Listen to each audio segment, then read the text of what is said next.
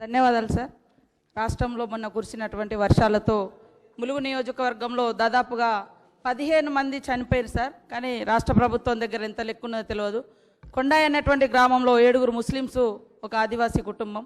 అదేవిధంగా లక్షిందేవిపేటలో పట్టినటువంటి ఏదైతే వర్షపాతం ఉందో అక్కడ ఒక దళిత కుటుంబం 3 కొట్టుకుపోయారు. ఇంకా బాడీస్ కూడా దొరికినటువంటి పరిస్థితి సార్. గోవిందరాపేట మండలం ప్రాజెక్ట్ నగర్లో కూడా ఒక ముస్లిం ఫ్యామిలీ, టోటల్గా 10 ముస్లిమ్స్ చనిపోయారు, 2 ఆదివాసులు, ఒక దళిత కుటుంబం. వాళ్ళు వరదలలో కొట్టుకుపోయి చనిపోయారు. కట్టుబట్టలతో మిగిలిన వాళ్ళు ఉన్నారు. వాళ్ళ జీవనం ఎట్లా జరగాలి, తక్షణ సాయం ఇంతవరకు అందనటువంటి పరిస్థితి. అదే కాకుండా సార్, ఇంకా మాకు మొత్తం జంపన్న వాగంబటి ఈ వరద ఉధృతికి దాదాపుగా 14-15 గ్రామాలు అటు ఇటు మొత్తం పొలాలు మొత్తం కొట్టుకుపోయినాయి. అంటే పొలాలు కాకుండా అవి ఇసుక మేటలు పెట్టడంతో పాటు మొత్తం రాళ్ళు తేలినటువంటి పరిస్థితి. వాటిని ఎట్లా చదును చేసుకోవాలి, రైతులకు ఒక భరోసా ఇవ్వండి. అదేవిధంగా గొర్రెలు బర్రెలు అన్నీ కూడా పోయినాయి. తర్వాత చిన్న స్మాల్ వెండర్స్ ఎవరైతే ఉన్నారో ఆడ మేడారం జాతర దగ్గర వ్యాపారస్తులు కూడా, ఆ రోడెంబటి చాలా దుకాణాలు ఉంటాయి, వాళ్ళందరూ కూడా సర్వస్వం కోల్పోవడం జరిగింది. కాబట్టి దయచేసి నేను రాజకీయాలు ఏం మాట్లాడడం లేదు. అదేవిధంగా పశు సంపద కానీ, పంట నష్టం కానీ, మనుషులు చనిపోయిన వాళ్ళు కానీ, ఇండ్లు పోయిన వాళ్ళది కానీ తక్షణంగా మీరు ప్రకటిస్తారని మేము ఎంతో ఆవేదనతో, ఆశతో ప్రజలు ఎదురు చూస్తూ ఉన్నారు. వారం రోజులైంది, ఇప్పటి వరకు ఇంకా కేసీఆర్ గారు వచ్చినాకనే చెప్తారంటే దీనంతా కేటీఆర్ గారు మానిటరింగ్ చేసిర్రు. అంటే ఈ 2-3 రోజులు మరి ఆ ప్రకటన మీరు చేయాల్సింది ఉండే. అంతసేపు పాతది మీరే అంటున్నారు. గతంలో ఎప్పుడు పడనంత వర్షపాతం పడ్డది. అప్పుడు ఇచ్చిన నష్టపరిహారానికి, అప్పుడున్న ధరలకు, ఇప్పుడున్నటువంటి నష్టాన్ని మీరు అంచనా వేసుకొని ఇవ్వాల్సిన అవసరం ఉంటుంది. కాబట్టి దయచేసి మా ప్రజల తరపున ఇప్పుడు అందరు పునరావాస కేంద్రాలలో ఉన్నారు. మళ్ళీ ఇండ్లు పోయి అక్కడే ఉండాలంటే ఇండ్లలో పాములు ఉన్నాయి. ఆల్రెడీ 2-3 కుట్టినాయి కూడా పాములు, తేళ్లు, వాగులు, వంకరలు వచ్చినాయి. వాళ్ళని లోతట్టు ప్రాంతాలకు తరలించాల్సిన లోతట్టు ప్రాంతాల నుంచి ఎత్తైన ప్రాంతాలకు కూడా తరలించాల్సిన అవసరం కూడా ఉంది. లాస్ట్ టైం సీఎం గారు వచ్చినప్పుడు కూడా చెప్పిండ్రు. కానీ అక్కడ మాకు ఫారెస్ట్ వాళ్ళకి ఎప్పుడు ఆ యుద్ధం జరుగుతుంది. దయచేసి ఒక స్పష్టత కలెక్టర్లకు, ఒక జీవోను ఏదైతే ముప్పు ప్రాంతాల వాళ్ళు గోదావరి కావచ్చు, జంపన్న వాగు కావచ్చు ఉన్నారో ఈ ప్రాంతాల వారికి ఒక స్పెషల్ ప్యాకేజ్ కింద ఇండ్ల స్థలాలు, వాటితో పాటు ఇండ్ల నిర్మాణానికి ఒక స్పెషల్ జీవో ఇస్తారా, ఆర్డర్ ఇస్తారా, ఎట్లా చేస్తారా అదొకటి సార్. అదేవిధంగా కొండాయిలో ఇప్పుడు బ్రిడ్జి మొత్తం కూలిపోయింది లేదు. కాబట్టి మరి ఆ తీగల వంతెన, ఐరన్ తోట ఏదో ఒకటి తాత్కాలికంగా ఇప్పుడు ఆర్ఎన్బి మినిస్టర్ గారికే వస్తుంది. అక్కడ కూడా రోడ్ శాంక్షన్ ఉంది, కానీ ఫారెస్ట్ వాళ్ళు 5 ఏళ్ళ నుంచి చేయనీయట్లేదు. అదేవిధంగా ఎలిశెట్టిపల్లె సార్, ఆ ఊరు కూడా ఊరు చుట్టూ వరదలు వస్తే మాకు కంపల్సరీ హెలికాప్టర్ కావాల్సిందే. మీరు ముందే రెడ్ అలర్ట్ ప్రకటించారు. వర్షపాతం ఎంత నమోదైందో మాకు తెలియదు, మీకు తెలుసు. కాబట్టి మీరు ముందు అలర్ట్ చేయాల్సినటువంటి అవసరం ఉండే అధికారులను. కానీ చేయకపోవడం మూలంగా ఈరోజు 15 మంది చనిపోవడం జరిగింది. దయచేసి మా ప్రజలను ఆదుకోవాలని నేను కోరుతా ఉన్నాను. గౌరవనీయులు ఈటెల రాజేందర్ గారు సభ్యులు చర్చలో పాల్గొని పలు సూచనలు, సలహాలు, కొన్ని విమర్శలు, కొన్ని నిరాధారమైనటువంటి ఆరోపణలు చేశారు అధ్యక్ష. బట్ ఏది ఏమైనా ఒకటి మాత్రం చాలా స్పష్టంగా అర్థమైంది ఏంటంటే అధ్యక్ష, ఇదే సభలో గతంలో మేము ప్రతిపక్షంలో ఉన్నప్పుడు ఎప్పుడైనా వైద్యం మీద చర్చ జరిగితే ఆ రోజుల్లో ఏం చర్చ జరిగేదంటే ప్రభుత్వ దవాఖానాల్లో పాము కాటుకు, కుక్క కాటుకు, తేలు కాటుకు మందులు లేవని, దూది లేదని, సిరంజులు లేవని, గోళీలు లేవని, మందులు లేవని, ఇట్లాంటి చర్చ గతంలో మాట్లాడేవాళ్ళం అధ్యక్ష. కానీ ఈరోజు అటువంటి విషయం ఏ సభ్యుడు కూడా ప్రస్తావించినటువంటి పరిస్థితి లేదు. అంటే వైద్యం మెరుగుపడ్డది అనేటువంటి విషయాన్ని మనం చెప్పకనే చెప్పుకోవచ్చు అధ్యక్ష.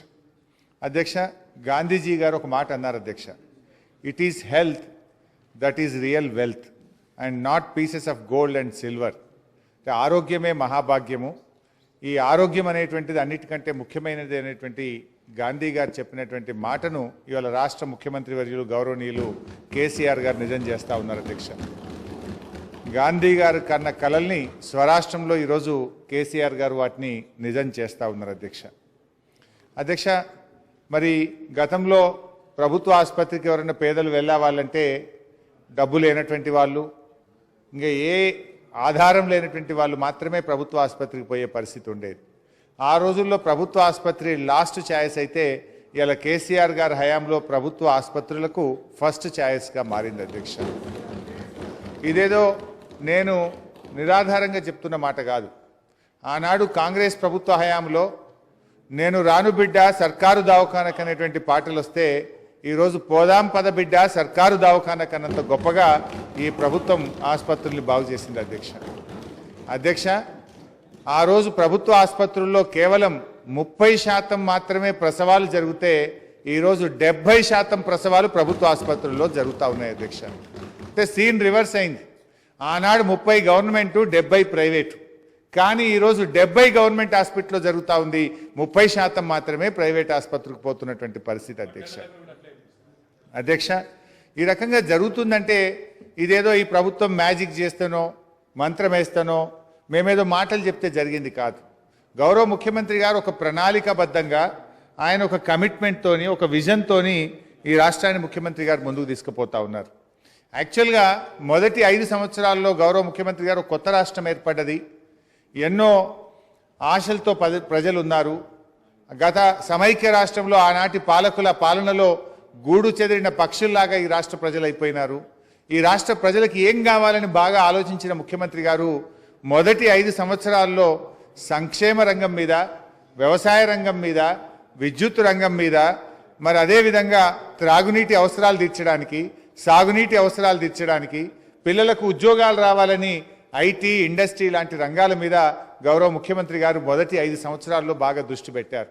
అందుకే ఈరోజు మనం చూస్తే మన రాష్ట్రం అత్యధిక ధాన్యం ఉత్పత్తి చేసే రాష్ట్రంగా మారింది.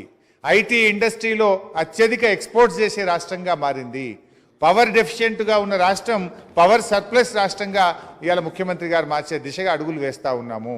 అంటే ఈ రకంగా ఇవాళ సంక్షేమంలో తెలంగాణ పథకాలు దేశానికే మోడల్గా మారినాయి.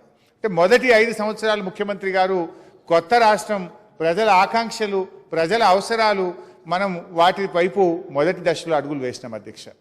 రెండవ టర్మ్ గెలవగానే గౌరవ ముఖ్యమంత్రి గారు విద్య మీద, వైద్యం మీద ప్రత్యేకమైన ఫోకస్ పెట్టినారు.